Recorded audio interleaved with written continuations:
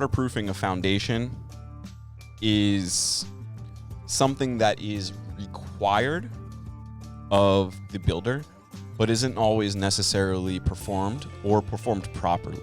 Every home we build at Audax Revival gets thorough waterproofing.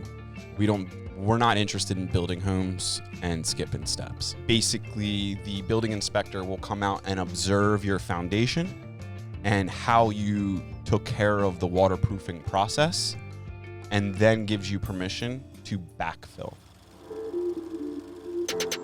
So all the dirt that's pushed back up against the foundation, that dirt can't be replaced until you've completed the waterproofing process. And there's a lot of different ways to do that process. There's more than one technology, basically. The most common process is from like a crude-based product, like a crude oil. Not the same stuff you put in your car, but it's like refined and then sprayed into basically a two-part process, and it's sprayed onto the foundation. Sometimes they go back and roll it on to make sure it like really gets into the porous holes. So once that process is done, it's pretty easy to see whether or not it was done properly. So over at Buckingham Keep, we have actually 2 layers of waterproofing. The first layer it's a coating, or it could also be called a membrane. It's bituminous membrane. It's sprayed on, or you can also roll it on. It does come in buckets, but our application is sprayed on. And then we also have basically like a fabric that is stapled to the foundation over top of that membrane, just as an added layer. That customer was interested in just doubling up on the waterproofing. That's just like an additional layer. It provides a little bit more insulation from the soil. It keeps the soil from touching the foundation wall at all. God forbid there is a failure in the membrane, you have another layer keeping the soil from touching the foundation wall, and peace of mind. The waterproofing process itself, depending on how big your foundation is, it could take a day, it could take 2 or 3 days. You're lugging a spray gun, like a pretty heavy piece of equipment, and the hose from the truck, and you're walking around in the mud. The foundation, in order to excavate for a foundation, you take more soil out of the ground than you need to give you the room to work around the foundation. So the foundation company and the gentleman or individual doing the waterproofing is literally like down, standing at the very lowest point of the foundation, like working directly at the foundation level. So like you're talking about climbing in and out of holes, walking around in mud. It's a very labor-intensive process. I would think that the Buckingham Keep project, like that whole waterproofing process, probably took 2 days. If you have any sort of like holes drilled in the wall for pipes, electricity, or anything like that, those incursions is what we call them, need to be treated a little bit differently. You want to make sure that when your foundation is being poured, that all of those, we call them sleeves.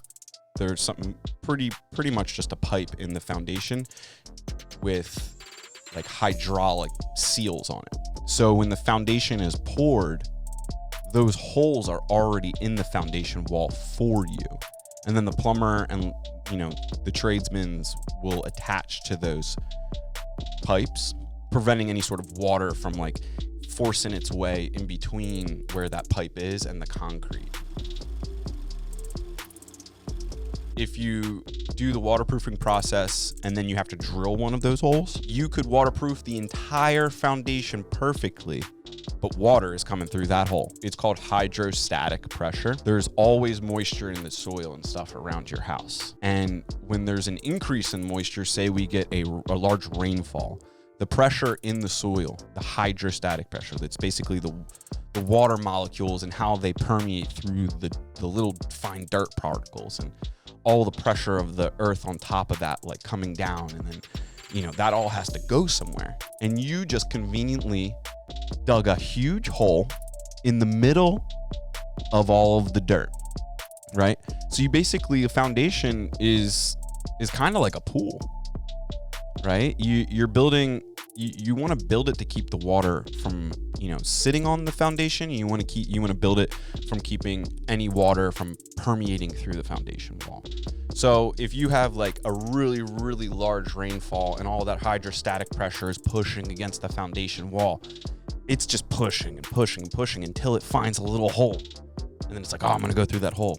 And then like a little bit more water goes to that hole. And then it goes a little bit more and it erodes the concrete. And next thing you got like a crack or a fissure. And then every time it rains, at your grandpa's house, you got like a damp section of the basement. That's where the water is just like, it's just soaking through the wall. There's not necessarily a leak. It's just kind of like transferring, like a ghost. So the waterproofing process is extremely important. It's something that we take very seriously. Real builders stay up at night when it rains. You know what I'm saying? Like when it's raining hard, you're like, is this going to be the one that I get a call? I mean, we've never gotten anything severe, but it's like always your largest fear. Like it hasn't happened to us because we worry about it so much. Like we might have like an unhealthy relationship with how much we worry about water, but having water get into a home, whether it's through the roof, the siding, or the foundation, is absolutely something you want to never happen. So waterproofing the foundation is something that you should just do your research, check out, what area of the country you're in. In our area, in the Northeast, we have very damp soil. We have humid climate. So we might waterproof our foundations a little bit more aggressively than say someone in Arizona or Texas. No. The short answer is no. Waterproofing can be, taken care of whenever you need to, or say you took over a project and the previous builder didn't waterproof.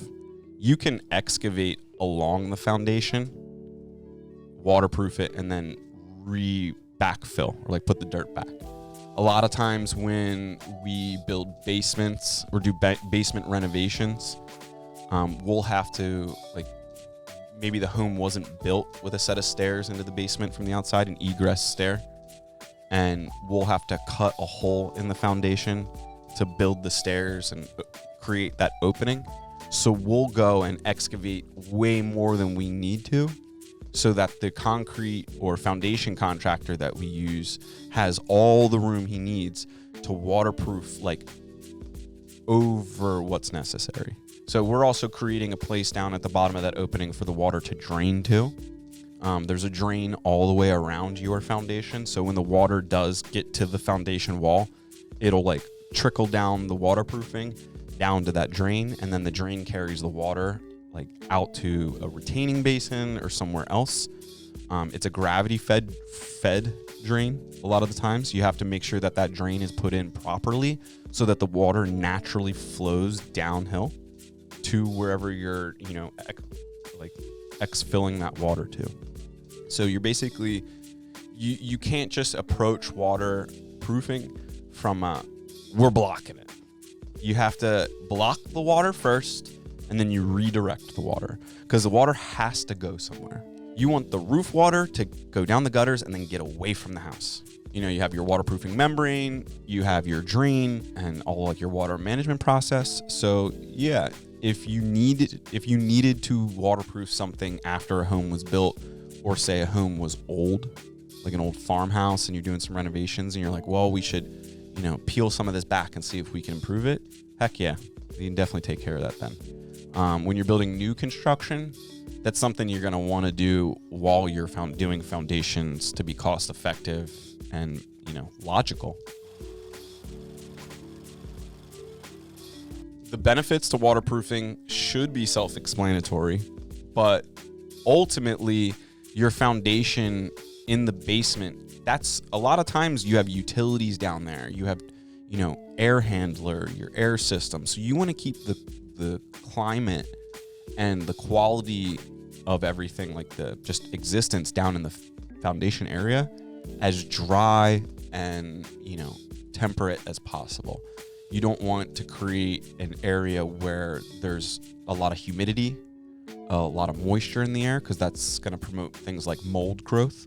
You want a really dry basement just because the basement is essentially the root of your home. It's the entire home is sitting on all that structure.